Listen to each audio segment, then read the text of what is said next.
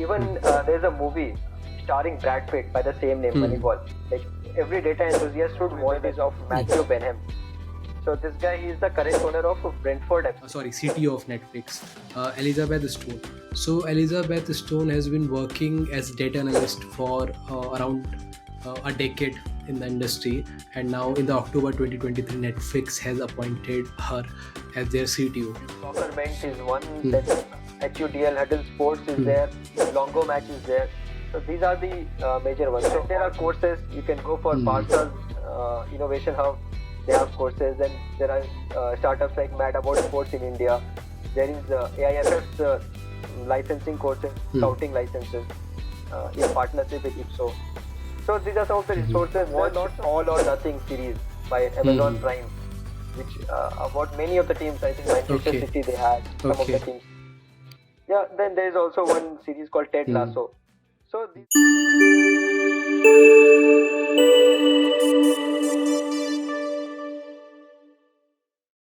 Welcome to Data Literacy Podcast, and today we are shooting episode number 3. Today here with me is my friend from Bangalore, Vishal. Vishal is a football data analyst and coach. So welcome, Vishal. thank you, Pravanshu. Excited to be here. Yeah, same here. So Vishal, let's start with your introduction. Tell us more about yourself. Who is Vishal and what he is doing?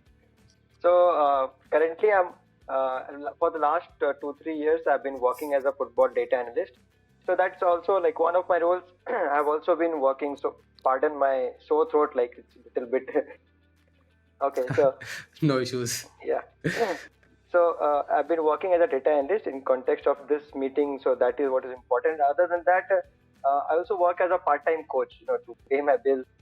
And because I have a background in technology and as a player and as a coach, so I'm trying to combine those things and see what I can work out in this industry, like use my technological background and my skills as player and coach, and see what solutions we can come up with.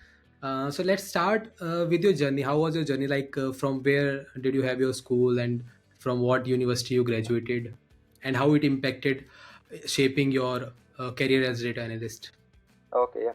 So I did my schooling from a place from St. Xavier School at a place called Sahibganj in Jharkhand. So it is a very good school. Like the quality of education was very high. The city was small, but the school was very good. So I passed my 10th from there. Then I went to DPS Bokaro, Steel City, Jharkhand. Did 11th, 12th from there. Then I came for engineering to Bangalore, BMS College of Engineering. So I was pursuing engineering from 2016 to 2020. And while I was here, while I came to Bangalore, then it was here that I started playing football actually. So there's a lot of exposure here. There were a lot of players in the college itself. The college team was also good back then. So I started playing and started enjoying the game. And the thing is, the first year around that time, I had a little bit of personal crisis situation also. So I was looking for an identity. Yeah. So I felt like when I was playing football, when I started playing the game, I was really enjoying it. Like when I'm playing, I don't worry about anything else. I'm totally immersed in the game. So that's how the romance, you can say, started. And over time, over the 4 years of college, it kept growing. So I kept improving as a player. And luckily, I had players, those kind of players around me who were very good. So with their help, I kept, and obviously through this utilizing the free resources that we have, like YouTube, to learn techniques and stuff. So by the end of college, I felt like this was my calling. So almost everyone was going for either higher studies or to get a job.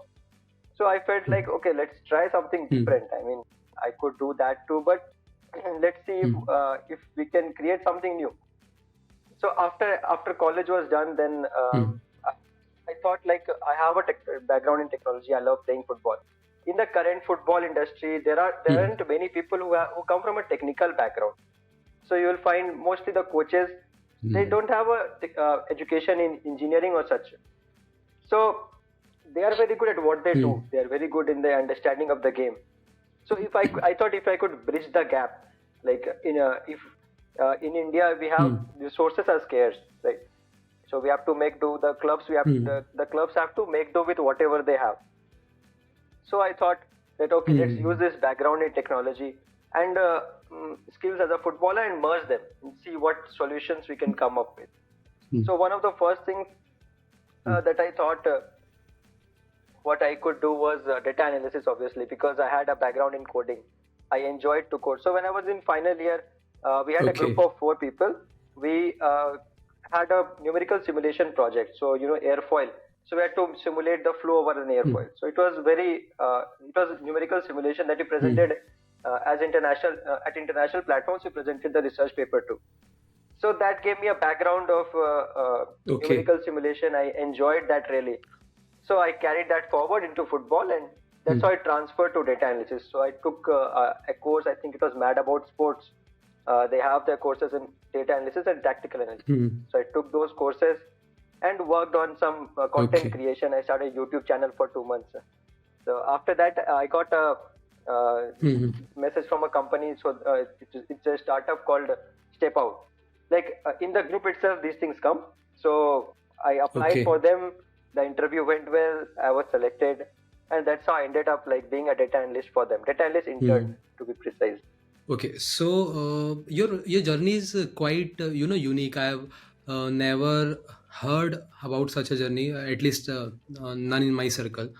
So do you think that the new data roles are creating some untraditional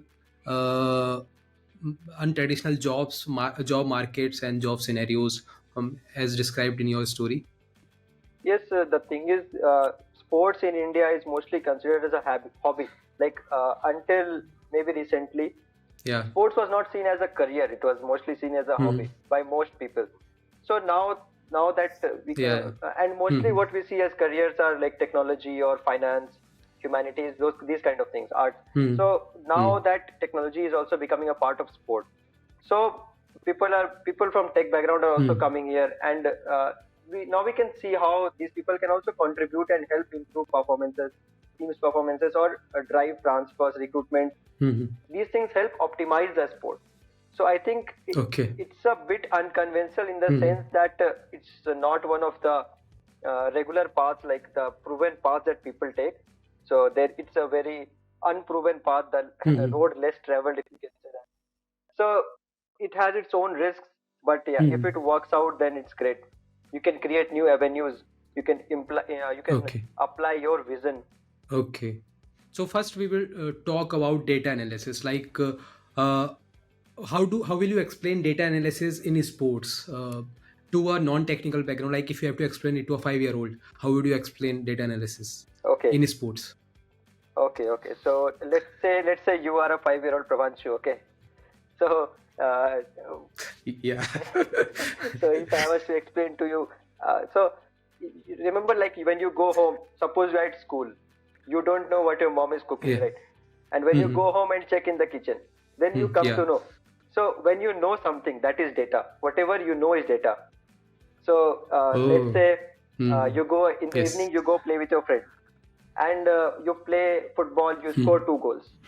So now that 2 goals is what is called data. It's something that you know, right? And when you make predictions, or when you apply that data in a way that you can make some, like if you score 2 goals, then maybe you can say that tomorrow, if I learn, if I practice, I can score 3 goals. So that is kind of an analysis in very crude terms. Great analogy. So what are you doing in the field of a sport as a data analyst? Okay, so what we do is that when we have any matches, the priority when we are talking about football, so every sport has an end product. Like in cricket, you have to score runs and take wickets. In football, you have to score goals and make sure you concede less number of goals than you have scored, right? So as analysts, our job is to convert every action into a possibility of a goal, or into a possibility of not conceding a goal. So attacking side, offensive side, and that is defensive side. So let's take a very simple example. Like we have a player who is very good at passing. So if he is passing the ball from somewhere very close to his own goal, then the opposition's goal is very far away. So there is less chances that the chance that his ball will reach a striker, a player who can finish the chance close to the opposition goal, is less. But let's say if he plays the pass, if his pass starts at a midway, halfway line, so now it's more likely that his pass will end up near the opposition goal. So these are the kind of things that we analyze. So this you can say is more of a tactical thing, that where the passes are originating. Same thing we can do with dribbles, we can do with tackles, and then there is a tactical side that at the end of the day, all the things that the data analyst does has to align with what the coach thinks, what the coach wants. He is the supreme, commander. So it's his will that you work on. So he will specify that, we want to play a game that is position oriented. We want to keep the ball, not lose the ball. So as analysts, we have to see what factors, what metrics are influencing our game. Are we losing the ball too often? If yes, how can we reduce that? So it's always about what the coach wants, and then we go into you may have numbers, tables already available to you, or you may use some websites to download those tables, data frames. Then you work on that data and you derive some meaningful conclusions from that. So then you use some visualization charts and stuff, and you present it to the coach. Okay, sir, do you see this? This is the things that we have been doing. We can do this better. So essentially, that is the job of a data analyst. I can understand, right now Cricket World Cup is going on. So we used to see a lot of analytics and graphs on our screens in the telecast. And we also see different coaches writing down in front of laptop. So I can now imagine what type of analysis, what type of thinking might have been going in the dressing rooms. So almost every sports have been applying some sort of data analysis in their game. So how we have reached here? Like, what was the history? What were the turning events which led us here? Shed some light on the historical events. Yes. So it depends on how far back we go. So let's say if we go back 100 years, at that point of time, even if you collected simple data, like in case of football, even if you collected data like goals or number of shots taken, so at that time those were good enough. But as time progressed, there came people who relied more on numbers to understand the game better, to understand their performance better. And finally, in the recent times, I think the most prominent example that we should quote is if you have heard of it, the Moneyball approach. So there was this guy called Billy Bean. He was the coach of Oakland Athletics in, I think, 2001-2002 season, around that time, early 2000s. Okay. So he's a baseball coach. His team was not one of the best. His team was kind of the lower teams in the league, and they were not doing very well. So when he became the coach, he thought he was also formerly a player, and his opinion was that we have to look at the game in a new way. That conventional way of looking at things is not the optimum way. So what we think is the best parameter to judge a player, maybe that is not the best parameter. Maybe there are parameters that are more optimized, more suited to the game. So he devised this approach where he used data to analyze the players. So instead of going for the high value players who had high transfer fees, his club was a small club, so they had very small transfer fee. They could not go buy the best players in the world. So they started to look for players who are undervalued or underrated. And they did this by analyzing the data. So that's how he created a team of so-called underrated, undervalued players. And this team went on to win a lot of games. I don't exactly remember how many games. Yeah, they went to set a record, unbeaten games record. That's when the media and everyone in the world started talking. They took notice of this. So this is called the Moneyball approach. This was the name given to it. And even there's a movie starring Brad Pitt by the same name, Moneyball. Like every data enthusiast should watch that movie. It's a beautiful movie about the same guy, Billy B. Yeah. So it has now become a general term for the use of data in sports. Moneyball approach, the numbers game, stuff like that. So this is the most recent and most prominent example that the media has taken notice of. After this, every other sport also started applying the use of data to optimize the performance. So these things came to football also eventually. And I think around one prominent mention that has to be made is of Matthew Benham. So this guy, he is the current owner of Brentford FC.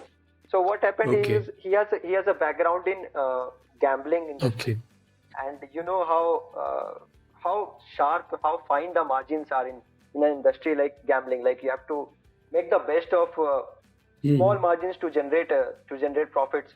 So the use of mathematical models, predictive models is like very common in that industry. So he thought that, okay, I've made a lot of profits here. Why not use these mathematical techniques, predictive analysis, statistical techniques, to optimize performance in football? Okay, so he was a fan of Brentford FC, childhood fan. So he purchased that club. He bought a majority stake in the club, and then he started applying. He hired people who could do this data analysis part, who could help him find underrated talent. So without having to spend a lot of money, how do you recruit players that the world thinks they are not very valuable? Like the world is not able to see, because the world does not have the data. You collect that data, you see the underlying numbers. That, okay, he might not be scoring 10 goals, but we can see that he has potential of scoring 15. So the world thinks the player is not that good, but you can see through the data. So you hire that, you recruit that talent. So with this kind of approach, he implemented at Brentford FC, and you won't believe it, in like 15 years, Brentford went from 4th division of English football to the 1st division, the Premier League, and they are currently playing in the Premier League. So that is a huge achievement, because English football is very competitive. So this is one of the major examples. But here we have to see that his use of data was more focused on recruitment. There is another use of data which is more focused on performance, which we can dive into later. Right. So this is the introduction of Moneyball approach to football. After this, like every club is now, at least every major club is now using data extensively, very extensively. And even in India also, all the ISL clubs they have their own analysts. So it has come to India too. So this is the thing. So this is how we have reached where we are. That the use of data by, not just by clubs, by the media, by the general public, has become very common. So the data plays an important role in not just in the football, in the ground, but also in the media, as well as in normal people life who are interested in sports. Yes, true. So what are the challenges and approaches of collecting the data? Because the main thing in the data analysis is to get the right data, or to have a proper pipeline to collect that data. So what are the challenges and approaches from collecting the data to come to a game plan based on that data analysis? Okay, yeah. So when you want to collect any form of data, you need certain software, you need certain infrastructure for that. Because most countries, sports is less commercialized, particularly in India, it's way less commercialized. So most clubs don't have that kind of infrastructure, those kind of financial resources to afford any kind of AI models that can collect the data. Mostly in India, it's done manually by what is known as match tagging. So people sit around and they collect the data of every action that happens in the game. So this is, if we could, obviously this is time consuming, and it is an effort that can be avoided.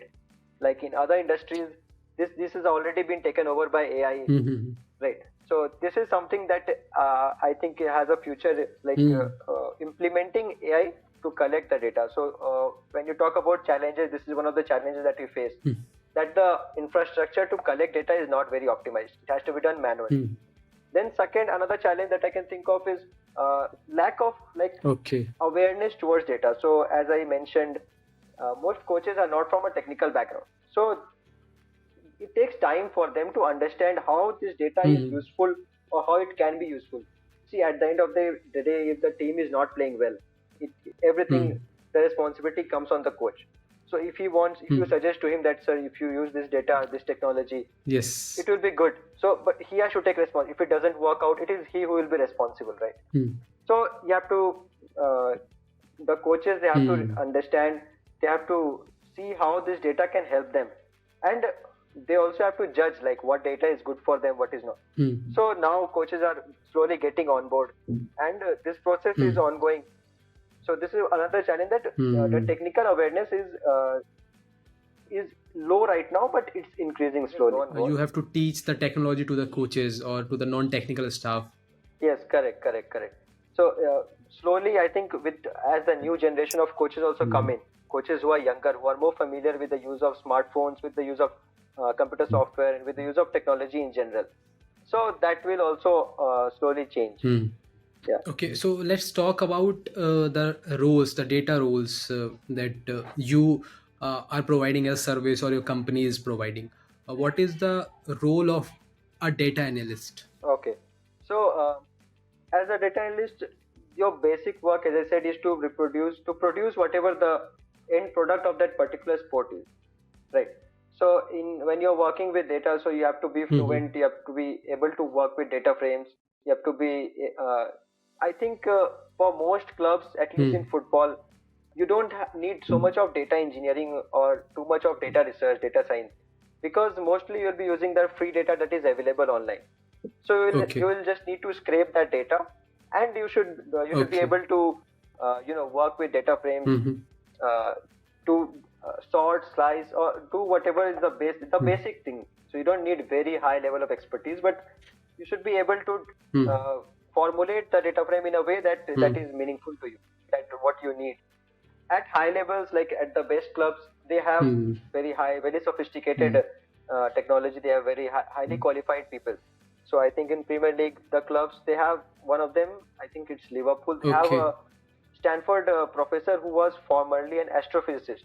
So I mean, he was an astrophysicist and he is now working at a football club as a data analyst. So that is the kind of if there is a supply, right, there is a demand, right? So there is a demand for that kind of expertise at the highest of clubs. But yeah, that is like the highest level at the current level in India, and for someone who is starting up.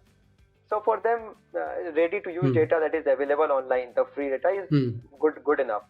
So that is what you should be good at. Then you have to be able to use visualize the data through plots. You should have a basic understanding of statistics and a basic understanding of which plots represent which data in a better way. You cannot use pie chart where a scatter plot should be used. So that kind of stuff. So you have to be a good judge of what kind of visuals makes better sense there, and you have to be able to explain it to the coaches.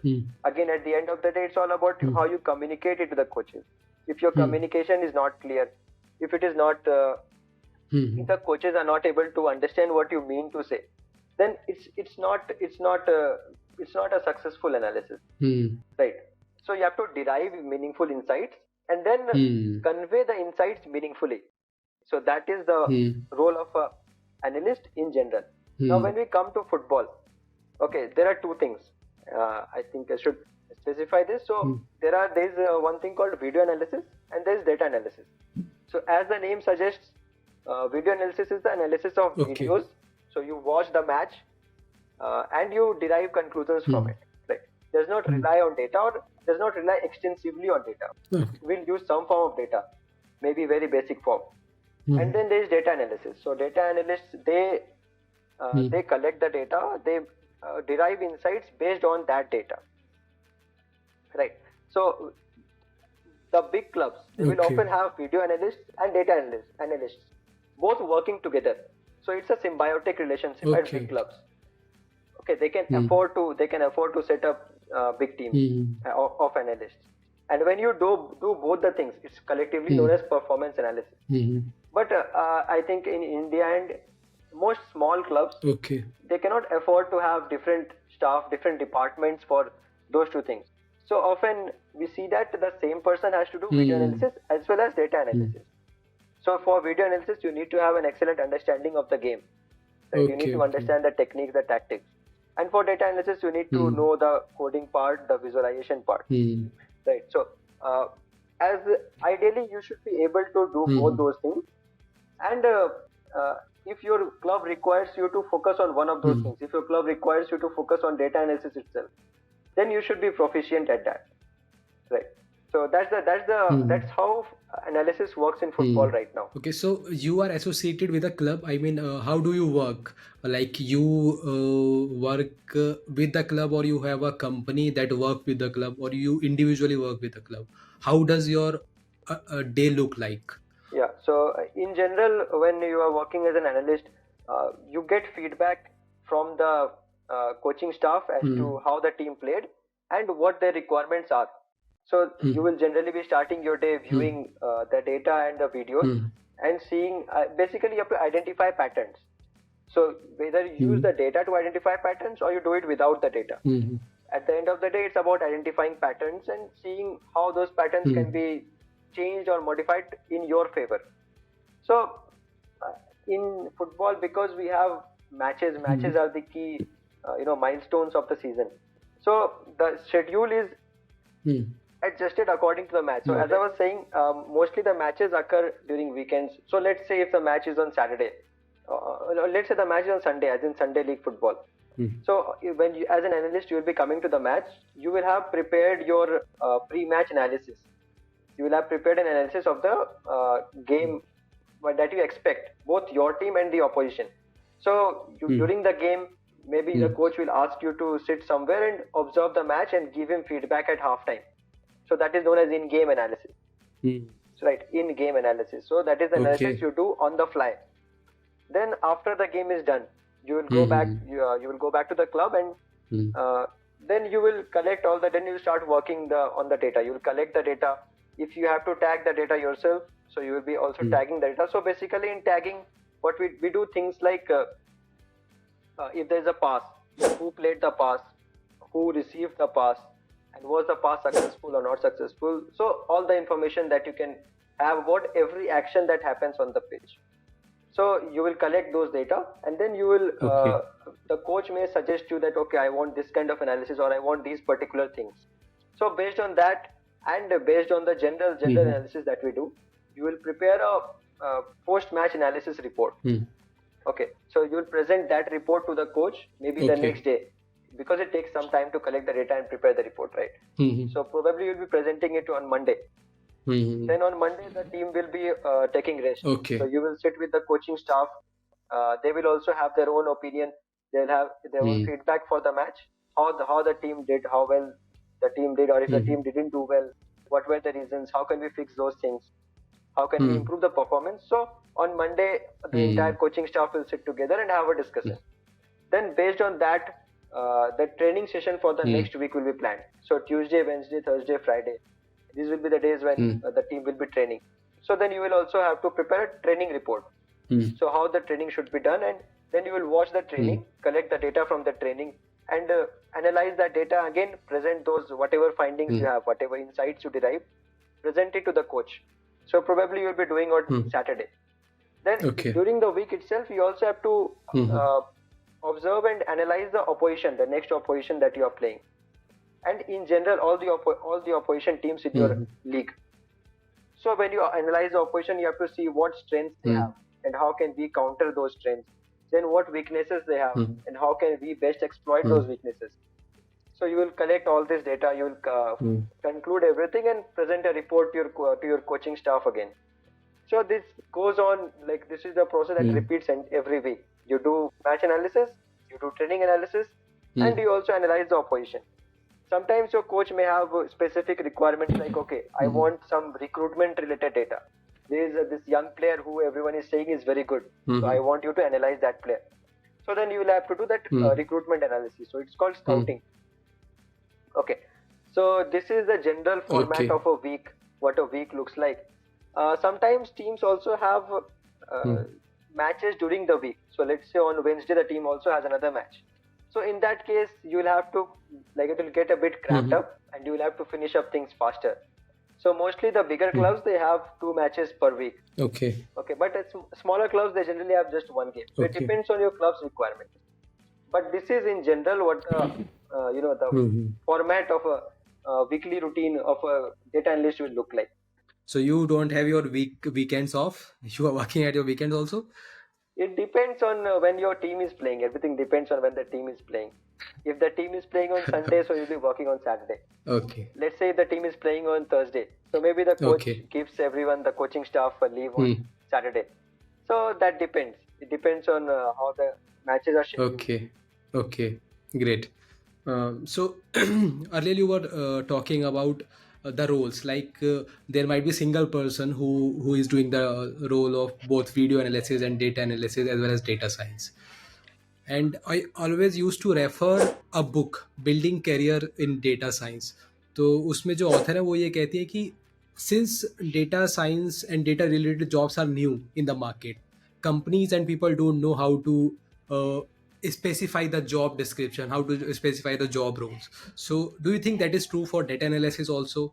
Like the data analysis part depends on the requirement of the club, or the requirement of the sports, or the requirement of coaches also.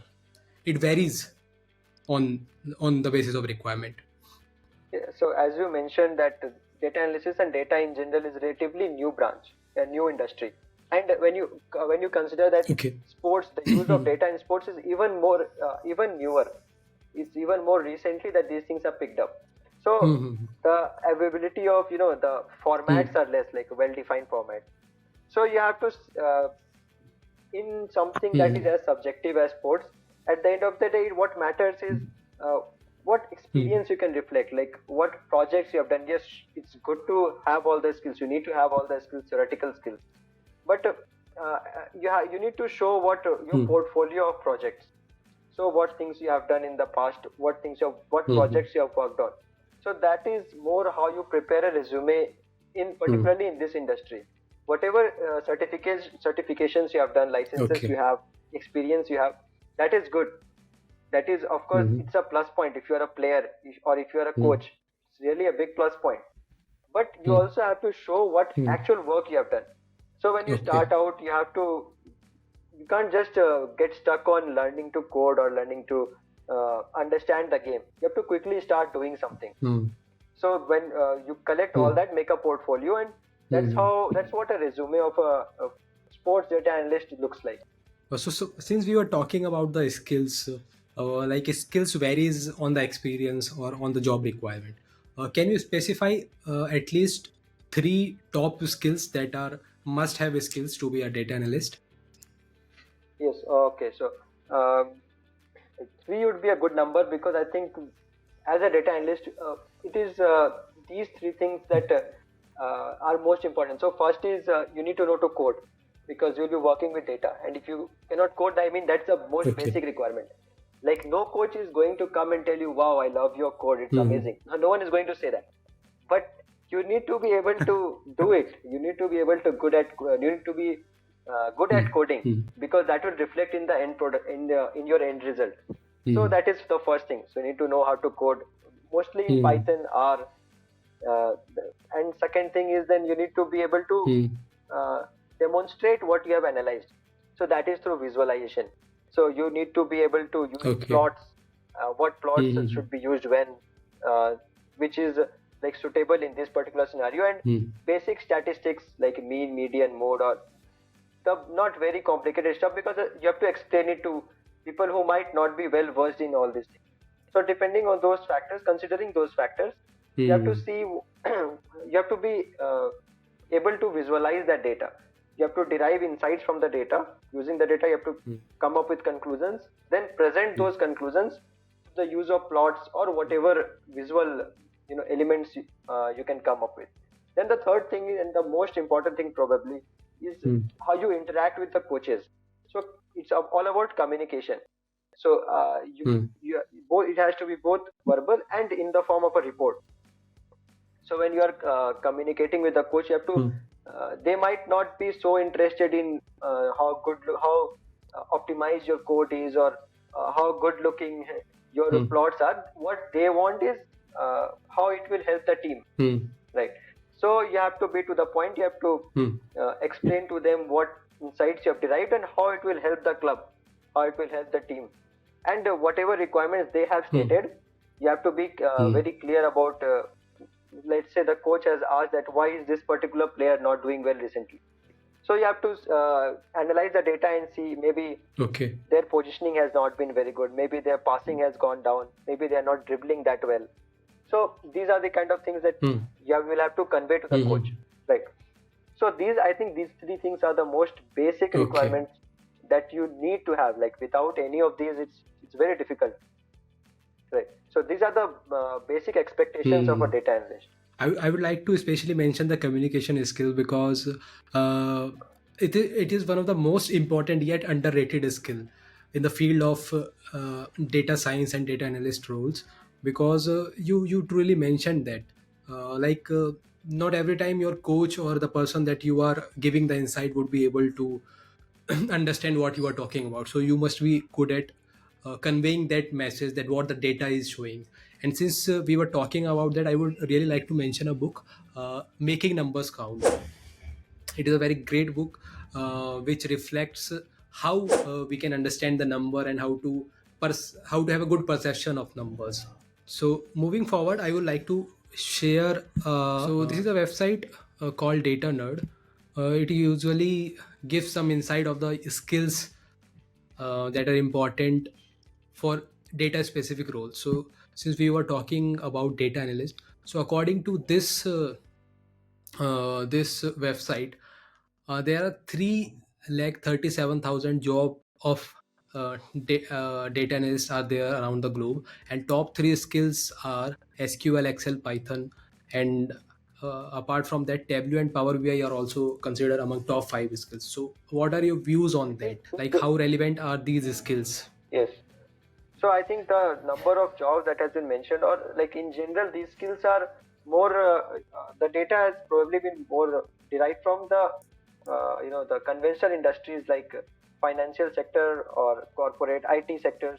Those, but largely I think True. Python and R would be the most important, because either Python or R. Like if you know both, that's good. But you need to know at least one of those two.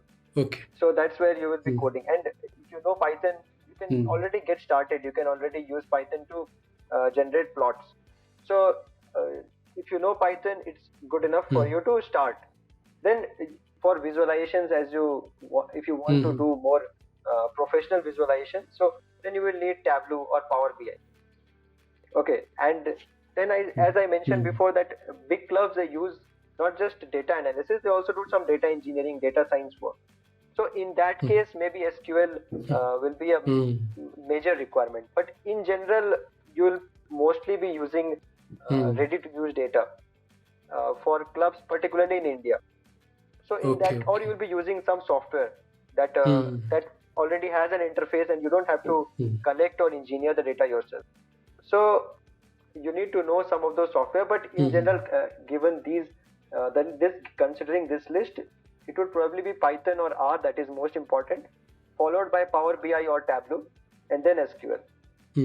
Okay, great. Okay, since we are talking about job, so how does the job projections are trending in India and the world from the perspective of a data analyst? Yes, so when we are considering domain, any job role in a particular industry, so it's important we also consider the overall, the overall momentum of that industry. So in case of sports analysts, particularly in India, so one good thing that we can say is that the sports industry in India, before pandemic, it was around $1.3 billion. Then in pandemic, it of course took a hit because everything was closed. Okay. Yeah. So after that, it has picked up again. And before pandemic, the growth was over a decade, the growth was reported to be 12 to 15% CAGR. So that's a great growth. Like the global football, the global sports industry has a growth of 5% CAGR, and Indian industry had a 12 to 15%. So that's very good growth. So the industry is definitely growing, and in general, India's GDP is growing. So this creates more opportunities. This also leads to influx of resources, particularly the financial resources, into the sports industry. So as clubs have better finances, as they are able to provide for better technologies, better infrastructure. So these things have led to more demand for analysts, more demand for people who are not just on the field. The coaches are on the field, the players are on the field, but this whole group of people who are sitting outside the field, but they are also contributing in a very significant manner. So this is an uptrend. As the resources are increasing, the jobs, the data analysts and these kind of jobs, scouts, everyone that uses data, so these are on the rise. So even now the industry is small, so it's not a very lucrative career. in terms of the numbers that you can earn.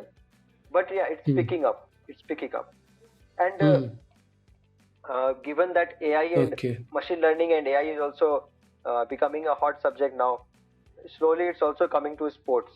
So these things are also leading to more inclination towards the use of technology. Like people are opening up now; they're opening up the use of technology in sports. So that's why I think it's a good time to think of starting a career as an analyst in the sports industry, particularly in India. Okay, so if you talk about some salary insights, like what are the entry level salaries for a data analyst? So in case of football, I think when I started, I was interning. So the payment, the salary that you receive, it's on internship basis. So it's very low. In general, if you're working with clubs that are not I-League clubs or ISL clubs, so you won't be able to demand very high wages. But because they do not hire you on a permanent basis, you will mostly be working as a freelancer. But then their requirements are also not that extensive. So as technology progresses, as clubs also they have more resources, more financial resources, then they will also be able to hire you on a more permanent basis. In that case, you will be able to they will be able to provide you with better salaries. Currently, it's difficult to tell because it depends on which club you are working for. If you are working for an ISL club, then you will be by market standards you will be paid quite well. But the number of clubs are handful, and there are a number of positions are also not too many. So it's difficult to get to that level. You can also try for clubs that are abroad. So I also worked for a season with a club in Middle East while I was working with Step Out. Okay. Yeah. So these markets are also opening up. Like we say, how India is the world counts on India for software outsourcing. So if India can be a destination for outsourcing software in the outsourcing like services in the software industry, so why not in sports? Like that is the trend I see now. So European clubs in the Middle East, they outsource these kind of software driven work to Indian companies. Many new Indian startups have come up who provide this kind of analysis. So you can either approach directly, you can approach the clubs themselves, or you can join like I joined this startup called Step Out. So it's one of those companies which provides analysis to both the clubs in India and abroad. So that is another option. You can join companies like that. Then there is another avenue that's opening up is the media. There are lots of YouTube channels, there are lots of statistics focused magazines, even newspapers. Lots of them use analysts in different forms. They use analysis in different forms. So that is also an avenue that's opening up. So it's not just about working as an analyst at a club. Maybe you can also go join a media agency, a news agency that analyzes the sport, and you can work there as an analyst. So these are the new avenues that have opened up. Since you have already mentioned that Europe and the outside world is looking up to India, I would like to mention a club, Real Madrid club. Like I used to follow Real Madrid on Instagram. They used to follow up on every festival, like whether it's Diwali, whether it's Holi or in Gandhi Jayanti. They used to post at every Indian festival on their Instagram. I can now understand from where those things are coming from.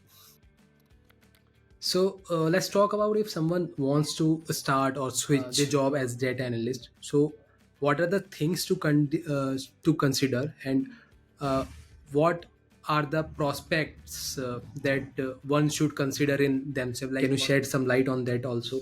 Yes, sure. So if you are looking for if you are starting up totally as a fresher, like I started after college, so I was totally a fresher. So you have more, I think, more freedom to explore because as I mentioned that the salaries are not very lucrative, at least when you begin. So if you are already working as a professional in some other industry where you are making a good salary, it's kind of risky right now if you leave everything and switch. Lots of people, what they do is that maybe they'll work somewhere else during the week and they will, because they have passion for the game and they want to do this, so they will also devote some time during weekends. So that's how they manage. Right? But when you are working, when you're starting as a fresher, then you can explore, you can take risks, take more risks. So you can go for certifications, you can go for different licenses. So that's if you are starting as a fresher, you can go step by step. Slowly, obviously, what you earn will also increase. You can also explore other avenues, like if you're a player, you can be working as a analyst and also playing there. Right?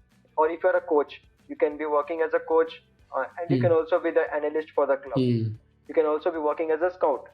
So currently, you will have to in India. This is only in the context of Indian sports industry, Indian football industry.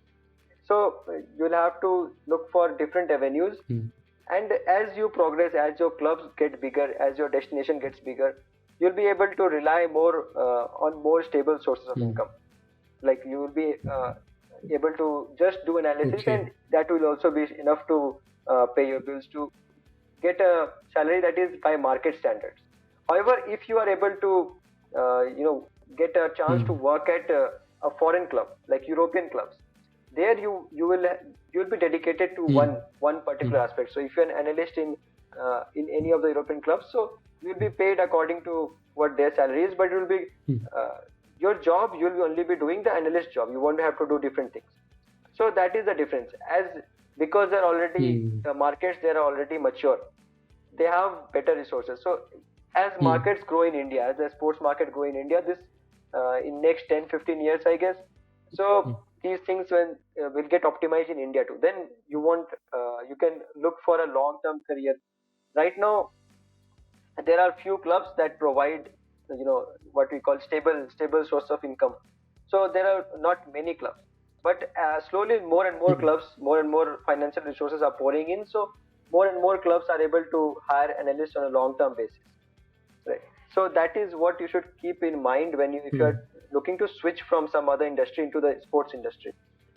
Okay. And if you are starting up, if you are starting as a fresher, then your focus should only be on making a portfolio of projects. You should just learn the basic coding, then what we call learn on the fly.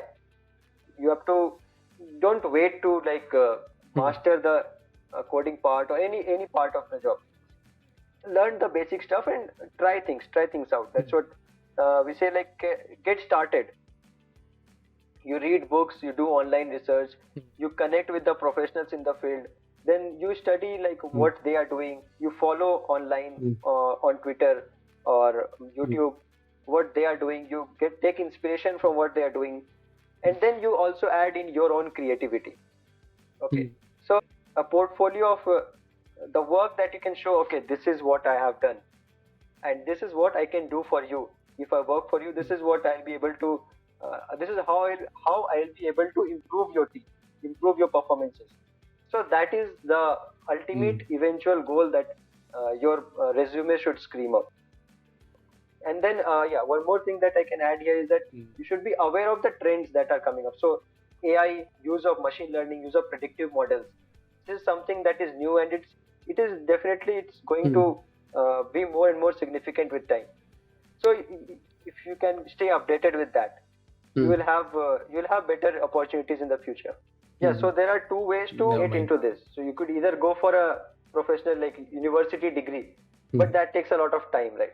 It takes a lot of time, takes a lot of resources. Okay. Mostly what people do these days is that there are lots of online courses. So you take up one of those courses, you develop a basic understanding of how things work here, and they also have they will provide you with some guidance, some feedback on how you can improve, what things you can do better. Another important thing that they provide actually is they will connect you with people. They will have a WhatsApp group maybe, and they will post job offers for different companies who are looking for analysts in different capacities. So I personally also got this opportunity when I was from the WhatsApp group of Mad About Sports, the course that I did, the data analysis course. So this is one very important thing that because it's all about connections. This is a very unorganized industry. You don't have properly a framework. Everyone is working, but they're working in their own different, it's very divided, it's very unorganized. So you have to maintain connect, you have to build connections, you have to maintain connections. That's very important. And as you grow, you will connect with people who are also passionate. Networking is important. Yes. So you'll be connecting with people who are also passionate about the sports, and they share. And you meet people who share your passion. So obviously that energy spreads, and you will also progress with them. They will help you build, and you will also help them build on what you are doing. So that is what I think is the trajectory of someone who is getting into sports analysis or football analysis. And talking about the background, what is there any such thing like an ideal background? I would like to mention here the new appointed CEO of Netflix, CTO of Netflix, Elizabeth Stone. So Elizabeth Stone has been working as data analyst for around a decade in the industry, and now in the October 2023, Netflix has appointed her as their CTO. So and her traditional degree was from economics background. What are your views on that information? She is from, as you mentioned, she is from economics background, and now she has joined as a CTO of Netflix. Yeah. Right. So the industry that she was formerly in, and the new industry that she is joining. So both are very matured industries. Okay. So both have very the framework, the infrastructure is well developed. But in the case of an industry like sports analysis, which is relatively very new. So the background, if you have such an extensive background, probably your qualifications are not that required by, not that desired in sports industry, other than the most, the highest level of clubs. So as I mentioned, Liverpool or Manchester City, one of them has an astrophysicist in their data analysis team. So unless you are one of those big clubs, the requirement is not that. The requirement is not so high. So generally, for the average clubs, average European clubs, they might look for basic degree, basic understanding, and some past experience. So if you have those things, that would be good enough. But in context of India, because the market is very, very novel, very new, so you don't even need to have, let's say, masters or any kind of, because if you have that higher level of degrees, masters or PhDs, then you will make a better living somewhere else, where that kind of qualification is desired or required. Currently, the industry in India does not require such high levels of skill. So it's better if you are start. So this also gives opportunity to those who are new. If the market requires all masters and PhDs, so it's not possible for undergrads to get started. But this is where the opportunity lies, I think. So if you are an undergrad, I started right after the final year of college. So that's a different kind of opportunity that we have in India. So it's a good time for us that we can, from undergrad itself, we can directly jump into this. And on the go, we build our resume, we learn skills, and we upgrade ourselves, we do better work. So that is the kind of, so background, I would say that when you have a basic understanding of the coding part, you can do the coding fluently, you can communicate, and you also need to understand the game, obviously. If you don't know what is happening on the pitch, if you're not aware of the techniques, the tactics, how the game is played, so that is also very important. You need to know those things too. It's as important as knowing to code. Okay. So if you have these many things, then you can, of course, get started. Now, how far you go, how high you go, it depends on how much experience you have or how proficient you are in all of these things. Okay. We are almost coming to the end of the podcast. I would like you to mention some resources, if you can, whether it's the tools or certification that someone who is interested in data analysis can proceed with. Yeah, sure. So as I mentioned, for data, you need to know Python. for the coding side of things, you need to either know Python or R. For the visualization, you need to be well versed in one of these things. So Power BI or Tableau. Then SQL, if you know, that's good. Now, when you come to like the data, how you get the data. So there are many free websites like FBref. Then I have used these FBref and SofaScore. These are both are free. So you can just go to the website, you can scrape the data, create your own data frame, and then start working. You don't need to you don't need to subscribe or anything, you don't need to pay anything. So when you have these kind of free resources available, it's very easy to get started. Okay, so these are the free data that is available. Then there are multiple software that provide, you don't have to code everything. They already provide the interface where you can collect the data, analyze it. You can also present it there. So some of them like, I think SoccerMent is one, then HUDL, Huddle Sports is there, Longo Match is there. So these are the major ones. So all companies, many of them, the one I work with, Step Out, they have developed their own software. So it depends on who you're working for. They might be using a third-party software, or they might be having their own software. Then you can, there are also books. Of course, you need to read a lot. There are the famous ones like Soccermatics, Soccernomics. These two are very popular books. This will give you a very good insight on how numbers, how mathematics can be used by clubs, by players, by coaches to generate insights. Then there is also a lot of free media available. So YouTube is there, Twitter. There are multiple channels on YouTube like Tifo IRL. There is Football Meta. There are many. You can just go there and you can learn. They demonstrate. So they are also data analysts. They also collect the data, analyze the data, and then come up with meaningful conclusions that they present as if they're telling a story. That is the most important. Your data is just numbers. Does not have any. It does not have any meaning.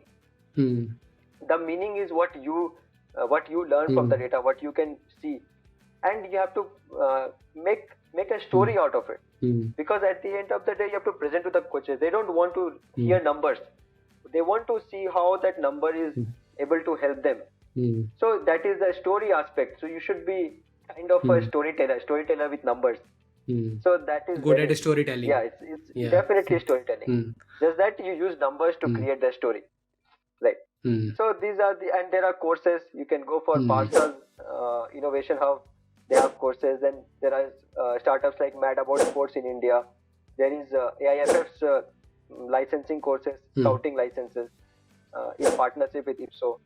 So these are some of the resources. There are lots of free resources. There's no scarcity of resources. There are a lot of resources to get started with. Okay, so your story is quite untraditional and impressive as well as inspiring. So there used to be a verse at our side. हमारी तरफ एक कहावत होती है हिंदी में कि पढ़ोगे लिखोगे बनोगे नवाब खेलोगे कूदोगे होगे खराब. But I think that is not relevant and true in the current aspects. So my question is like, I think sports should be an integral part of formal school education. So what are your views on that, and how we can inculcate such sportsmanship with the education? Yeah, so when you talk about sports, so now I think it's time that we start viewing sports as both the things that it is, like on-field performance and off-field performance. So as I mentioned, on-field it's the players and coaches that they play, and off-field is the analysis team, the scouting team, recruitment team, or the staff management that's sitting in the club and making the decisions. So the reason why we had things like seeing sports not as a professional career was because we associated sports just with going on the field and playing, right? Now the thing is parents, they feel comfortable. We feel very comfortable like sending their children like in playing aspect of the game, because the salaries, it's not very lucrative. There are lots of risks. Obviously, if someone is passionate, they do win medals for India. But yeah, in general, because mm, the career is not very lucrative in terms of the pay, in terms of stability, in terms of job security. mm, So there has been an apprehension about it. But as the government is also promoting these things now, and people are also getting more health conscious, so people are also realizing how important sports is. mm, It's not just about. So there is one recent article I saw that exercising not just helps you keep your body fit, it also reduces some layer of I don't know, fat or something around the skull, in the skull around the brain. And the more you exercise, the better your brain is able to work, the okay. more neural connections it builds. Mm, So exercising and sports is not mm, just about physical fitness; yeah, yeah, it's yeah. also about mental fitness. Like being active, moving is very important also for Mm, your mental health.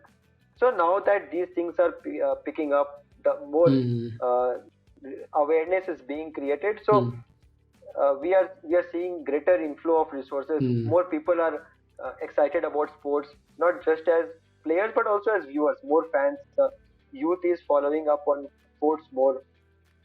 So this also helps parents become more confident. Okay, mm, so there is some aspect of technology that is being implemented in sports, right? So there are predictive models coming in.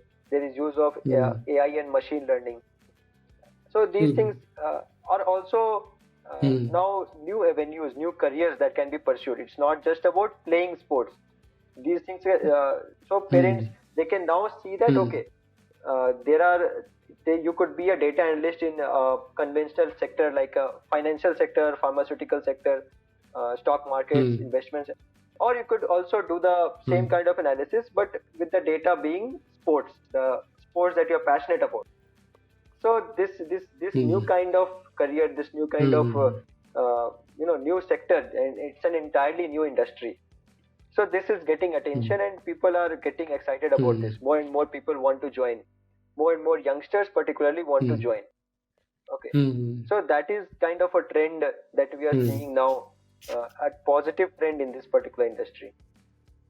And mm, when you talk about education system, so mm, slowly as more and more people join sports, so there will be more pressure on the schools and on the curriculum to also include, to make sports a more major part of the curriculum, because people as they get more health conscious, so mm, eventually it's a feedback loop, it's a positive feedback loop when one feeds the other.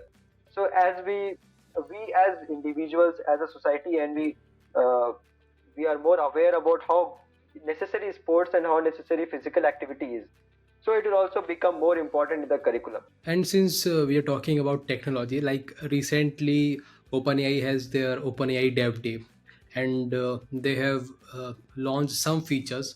Uh, some people are considering those features as a threat, and some people are um, excited about what those features can bring to the industry. So when you see such type of technological growth and advancement, what is your first reaction? Like, how do you see these technological advancement? Like, you are excited, or you think that they are challenging? So as you said, some people are skeptical about some people will say that AI is encroaching upon the industry, but some people will say that AI and other advanced technologies, they are Hmm. supplementing our productivity, they are increasing our productivity, they are supplementing our growth. So we can be on Hmm. either side of the fence, but at the end of the day, Hmm. we cannot avoid it. It is going to Hmm. come in. AI is going to come. Better Hmm. technological, Yes. avenues are going to open up. So the question is, in my Hmm. opinion, not about how to Hmm. fight, how to oppose what AI can do or why it Hmm. should or should not be Hmm. implemented. I think what we should Hmm. focus on is Hmm. how we can use AI to boost our productivity in different sectors, and what are we should be more focused on Hmm. how, on the ethical considerations. So there are a lot of ethical considerations that have to be made here, and Hmm. our legal system is not, Yeah. it's Hmm. not fast enough to, that progress that is being made is way faster for the legal system to catch up with. So from that aspect, it's Hmm. Yeah. valid to Yeah. be skeptical about this, that we have to make sure that the vulnerable Hmm. elements in the Hmm. society are protected from these kind of, from deep fake, and lots of things have been in news recently. So that is one side of things. But as far as professional, the professional side of things is considered, so I think it's a very good opportunity. In my opinion, AI is opening up doors that, earlier there were carts, there were bullock carts, horse carts. Then there came cars. So those drivers who complained about cars, they lost their jobs. But those who realized that, okay, this is going to be the future and I should upgrade myself. So they switched to driving cars.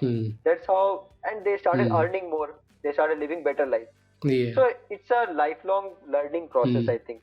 And AI and everything, it's just as it is coming in other industries, it's also coming in sports. Recently in the FIFA World Cup, they had the ball that was being used. It had a GPS and inside it. So, and there were cameras all around the stadium. So now those, they can create real-time models, real-time 3D models, and then use those models to analyze, like if suppose the ball has crossed the line or not, or what we call in football as offside. So if a player is offside or not. In fact, I think we Indians are very familiar with this LBW technology. So predictive LBW technology. This is one of the most we don't talk about it much, but this is one of the earliest implementations of predictive technology in sports. So cricket has been using this for a long time.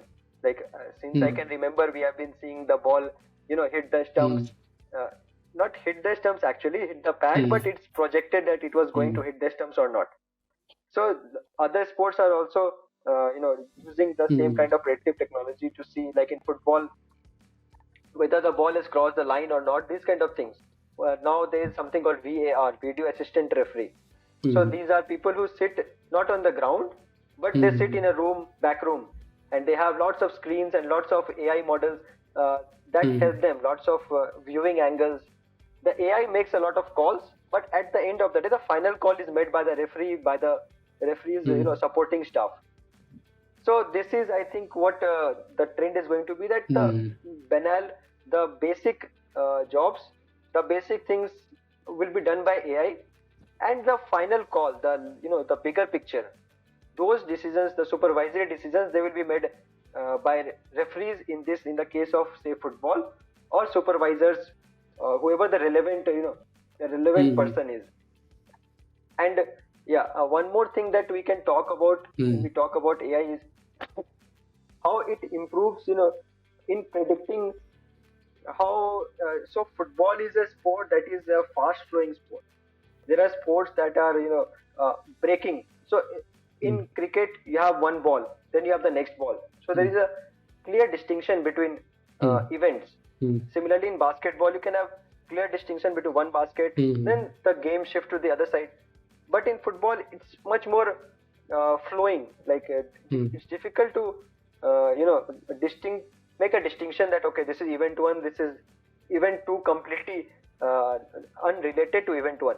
So when you have sports which are this kind, which are very free flowing, it's little bit more difficult to develop AI models and predictive models. So as analysts, I think one important thing that will distinguish, if you are an analyst and you want to be better at your job. So one specific thing that will distinguish you is how reliable, how better at predicting your AI models are, your predictive models are. The better. Right now, most of the analysis is descriptive. We describe what we see, and using our experience, our judgment, we make a prediction. But if we can use data, if we can use algorithms to predict, so that will be the next step, I think, in data analysis, particularly in football. So that will also improve the way the team plays. It will help the coaching staff make predictions. Then it will also help the the recruitment team, the scouting team who recruit players. So right now, the major recruitments, like when you might have seen hundreds of millions of dollars. Like Neymar's transfer was over. All of them are like 3 digits, right?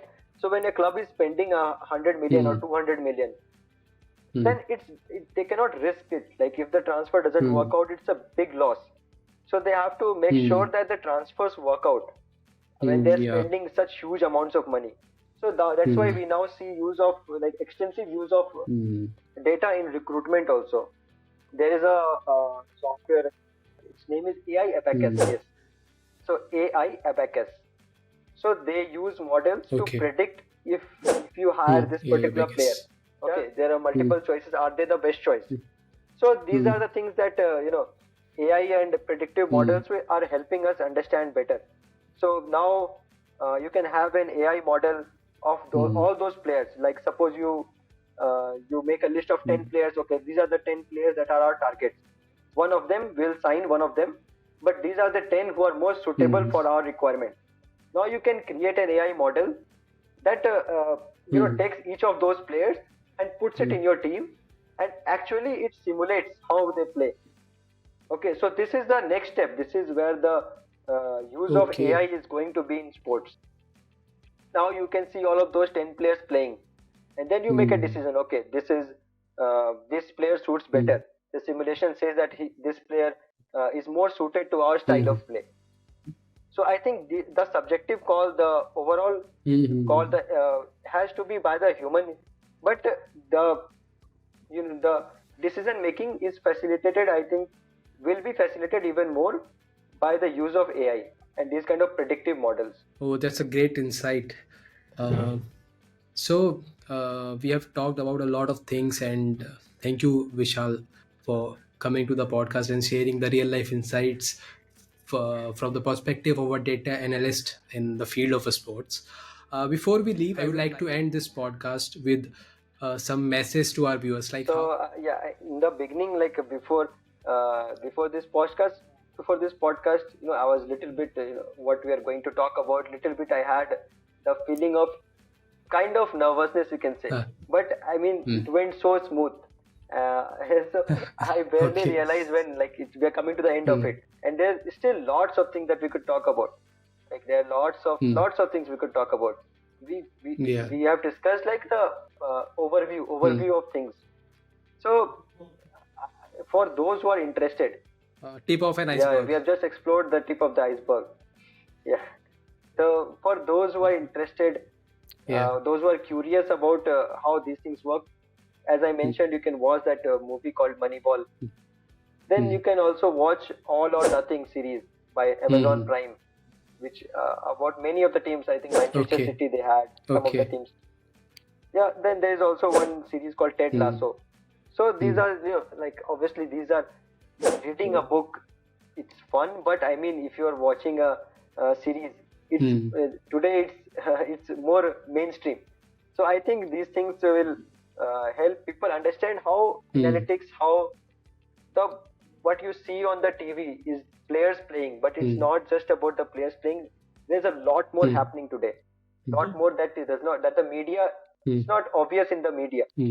So these are the things that happen behind the scenes. So these movies or these these TV series, they will help you understand that okay, these are the things happening behind, and maybe my skill set, my persona is suited for one of these roles, and then that's how people see that okay, maybe I can join as an analyst, or maybe I can try coaching. So we have to be in this age of AI, in this age of where everything is changing very rapidly. We have to keep learning, and we have to keep seeing what creative things we can do. We have to look around. We have to. So as I say, like collect whatever data you can. Like don't worry about whatever job you're doing. I mean, data is the future. You need to own some kind of data, whatever data you can own. So Yes. that's what I would say. That's what I think. Data is the new oil. Yes, data is the new oil. Collect data in whatever form you can and own it. That is going to be the future. And yeah, that's stay curious. I guess that is one thing that is always true, and even more relevant in today's times. I'm sure your story will inspire a lot of us, and it has already inspired me. Uh, I wanted to talk about a lot of things, but there are some time constraints, so we will leave it up to that. And meanwhile, if any of our viewers would like ask question from me as well as him, Mine too. so Doesn't matter like what platform exactly we connect on. Yeah, What yeah. matters is what we can build together, right? Okay. So that's what I personally would like to say to whoever is watching. that you come to me, you connect with me, and let's see how we can help each other grow. What things we can build together. And yeah, Pravanshu, thank you for having me here, and thank you to all the viewers Okay. for watching this till the end.